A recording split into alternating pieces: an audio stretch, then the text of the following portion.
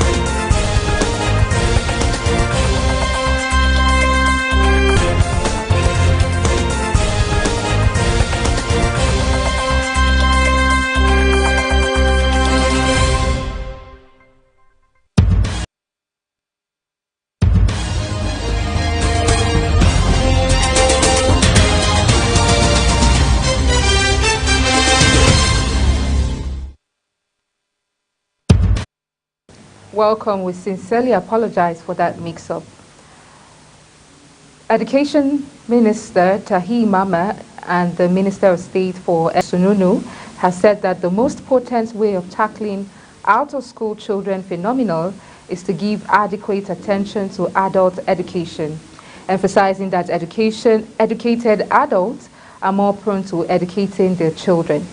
Speaking today at a briefing session with the leadership of the National Commission for Mass Literacy, Adult and Non-Formal Education, Tahi Maman said one of the fundamental ways to deal with the ever-increasing number of out-of-school children is to educate the parent, adding that an educated parent is more likely to educate his or her child.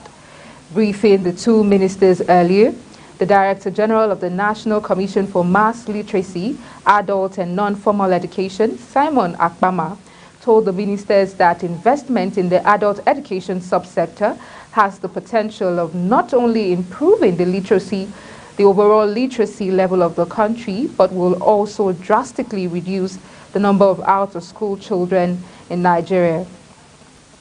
The sectoral debate billed to commence today, Thursday, at the House of Representatives have been postponed owing to the failure of the service chiefs to appear in person for the event. Invited to take the floor on Thursday were the service chiefs made up of the Chief of Defense Staff, the Chief of Army Staff, Chief of Naval Staff, Chief of Air Staff, and Inspector General of Police. However, rather than appearing in person, the service chiefs sent representatives, a development that infuriated the lawmakers who arrived at the chambers in the early hours of the day.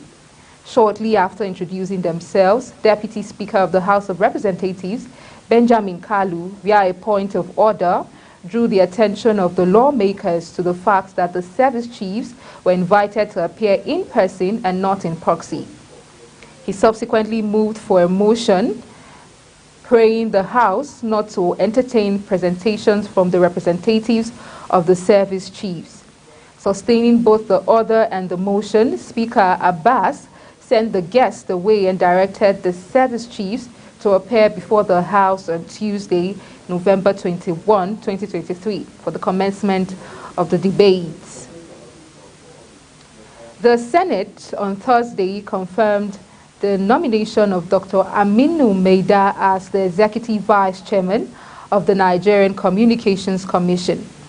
His confirmation followed the consideration and adoption of a report submitted to that effect by the Senate Committee on Communication, which screened the nominee on Wednesday.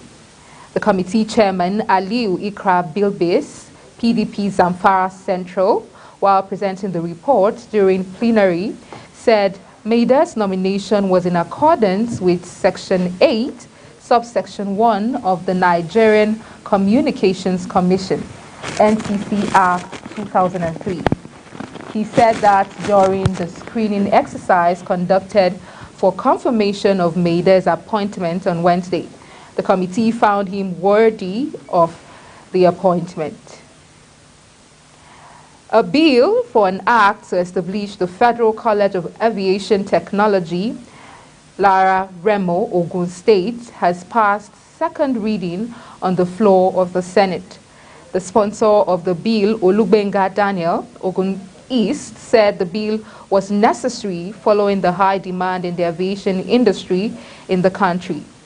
Olugbenga Daniel said that the establishment of the Federal College of Aviation Technology has been necessary, adding that the current structure was left unattended to. Senators spoke extensively on the bill and its importance to the development of aviation sector in the country. He said the bill was referred to the Senate Committee on Education and TET Fund for legislative input and to report back to Senate within 4 weeks. And in response to recent deportation of Nigerian citizens upon arrival in Saudi Arabia, the Royal Embassy of Saudi Arabia in Abuja has issued a clarifying statement. The embassy said passengers denied entry and subsequently deported did not meet the kingdom's entry requirements and regulations. They had submitted incoherent information to obtain visas for categories that did not apply to them, which was discovered upon their arrival. It's also emphasized the importance of adhering to the procedures and laws governing entry for all visitors. Additionally, it urged passengers to thoroughly review all documents and ensure they comply with the entry requirements before departing for the kingdom. The Labour Party on Thursday said it has no plan to merge with the People's Democratic Party to dislodge the ruling All Progressive Congress in the 2027 general elections. PDP's presidential candidate Atiku Abubakar on Tuesday suggested that opposition parties need to merge to defeat the ruling APC in the next presidential poll. LP spokesman Obiora Ifor, while reacting to Atiku's suggestion in a statement on Thursday, said the party has not discussed any merger. And the National Security Advisor, Nuhu Ribadu, has appealed to Nigerians to be patient as President Tinubu's led administration tackles the security challenges confronting the country. He said though he was not condemning anyone, the reality was that the present administration inherited tough times, adding that what the country needs is the cooperation of all to ensure the federal government eliminates all forms of insecurity in the country. Ribadu said this while speaking on the security situations in the country during the ongoing 19th Annual Nigerian Editors Conference in Uyo on Thursday, with the theme Stimulating Economic Growth, Technological Advancement, Role of the Media. He said there has been a lot of improvement in the security situation of the nation, stressing that all hands must be on deck to surmount insecurity challenges. The Nigerian Air Force, NAF, says it is committed to enhancing its safety management systems across all its units with special focus on operational and engineering units. Chief of the Air Staff, CAS Air Marshal Hassan Abubakar, disclosed this while declaring open the year 2023 NAF Safety Review Board SRB meeting earlier today at NAF headquarters, Abuja. He noted that safety management in the Nigerian Air Force is a major priority and core function in view of the technical and complex nature of assigned tasks and roles of the service. Earlier, the Nigerian Air Force Chief of Standards and Aviation and Evaluation, Air Vice Marshal Michael Onyebashi, noted that the SRB is designed to discuss and review issues related to safety policies and regulations, as well as allocate resources for enhanced safety standards in the Nigerian Air Force. He also revealed that the board is expected to provide appropriate directives and guidelines that would ensure the entrenchment of a positive safety culture in the Air Force. The Niger State Command of the Nigerian Police has a new Commissioner of Police. The new helmsman of the command, CP Shawulu Damaman, is the 37th Commissioner of Police, Niger State Command, having taken over from AIG Ogundele Ayodeji, who was recently promoted and redeployed as AIG Zone 7, Abuja.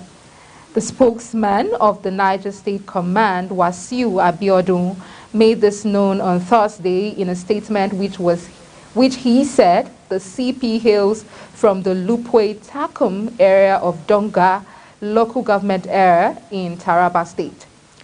He was enlisted and appointed as Cadet Assistant Superintendent of Police on May 18, 1992.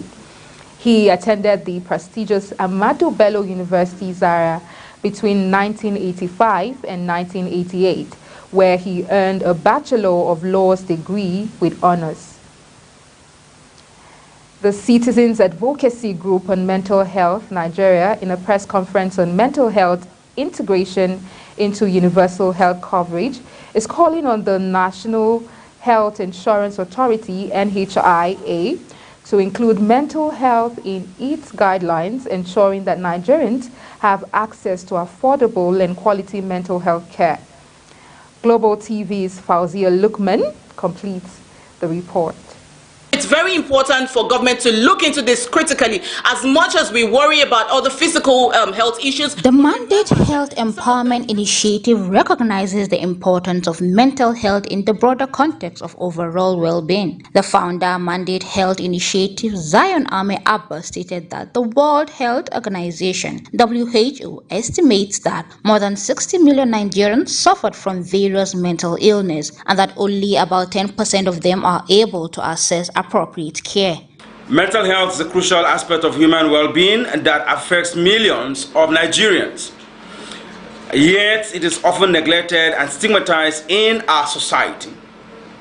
This is why the Citizens Advocacy Group on Mental Health Nigeria is calling on the National Health Insurance Authority and also the government of the federal government to make necessary moves and deliberate actions to include mental health into the guidelines of the National Health Insurance Authority. It will also interest you to also know that these have a way of increasing access to affordability and equality of mental health care. Speaking further, Dr. Saadat Adam, founder of Secure the Future International Initiative, called on the federal government and all health agencies on the inclusion of mental health.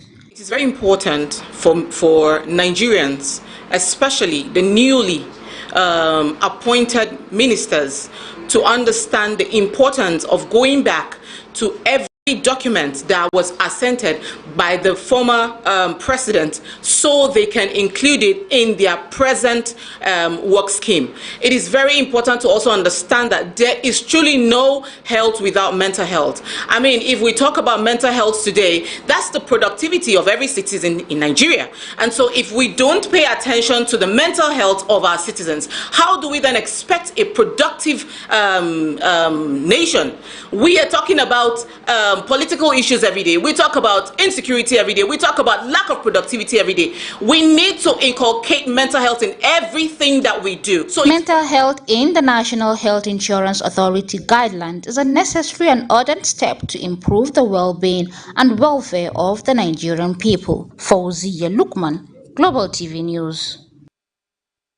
The Global Alliance for Incinerator Alternatives has called on leaders to tackle the plastic pollution crisis and issues affecting individuals and communities' health and rights. The Alliance made this known in a press statement released on Wednesday ahead of the third session of the Intergovernmental Negotiation Committee, INC, on plastic pollution, which begins the week to negotiate a global plastic treaty, featuring representatives from a coalition of civil society organizations. The CSOs called on their leaders to urgently address the plastic crisis. The Alliance noted that with the problem escalating to massive proportions, the INC stands as a decisive turning point in the battle against plastic pollution. The Director General of the National Youth Service Corps, NYSC, Brigadier General Yushau Dogara Ahmed, has warned corps members to avoid every form of misconduct that may lead them into trouble during their service year. He added that violators of NYSC bylaws and other laws of the country would be sanctioned appropriately. Director General stated this in his address to corps members during his visit to NYSC Kano State Orientation Camp in Kusala Damkaraye and Katsina State Orientation Camp. While congratulating them on the successful completion of their courses of study, he added that improper dressing in NYSC uniforms attracts sanctions.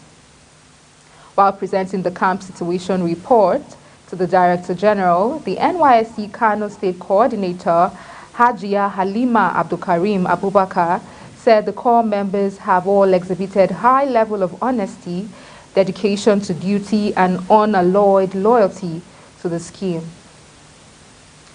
Over 6,000 internally displaced persons slept in the open space at Muna IDP camp, Maiduguri, on Wednesday night, following a fire that razed down about 1,050 of their houses and claimed the camp, which originated in Dikwa and Gamboru Ngala local government areas, is now also occupied by others from Nana and Goza, as well as returnees who would not stay at their ancestral homes when they were relocated home following the closure of all official camps by Borno State government. By UN standards, every IDP household should have 9 persons. However, the majority of the households at the Muna camp have no fewer than 12 persons. The Ogun State Governor, Ademola Adeleke, has directed all state public officials to start wearing the Adire Osun attire every Wednesday. The directive, which aims to boost the industry and enhance the cultural strengths of the state, bounds on all public servants of the state, including the State Executive Council, special advisors, ministries, departments, and agencies, amongst others. The development is made known in a communique issued on Thursday by the state's head of service, Ayonleye Aino, and signed by the governor's spokesperson, Olawale Rashid. Residents of Calabar have expressed deep concern that the rise of insecurity in Cross River State may disrupt the famous annual Calabar Carnival scheduled for December 1st, with kidnappings becoming rampant in the capital city. Residents vented their fear that this year's carnival could be overshadowed. They urged the government and security agencies to urgently address the crisis. According to NAN, Calabar has faced almost daily abductions targeting professionals like doctors, lawyers, professors, and government officials. The Nigerian Medical Association called off a 40-day strike over the kidnapping of Professor Ekanem Ephraim, a neurologist held captive for 115 days since July. You're watching Global TV News Cycle, coming to you live from Nigeria's capital, Abuja. We're on Star Times Channel 276. Kindly follow at Global TV. The news continues shortly.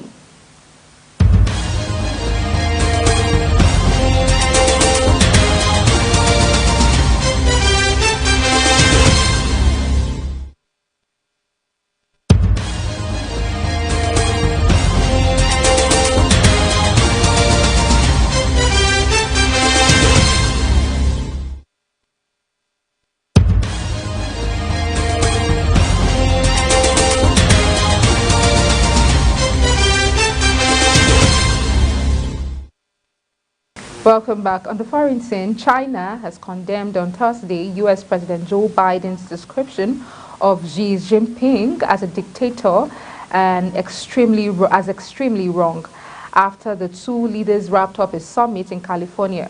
Foreign Ministry spokesperson Mao Ning said the speech is extremely wrong and is irresponsible political manipulation.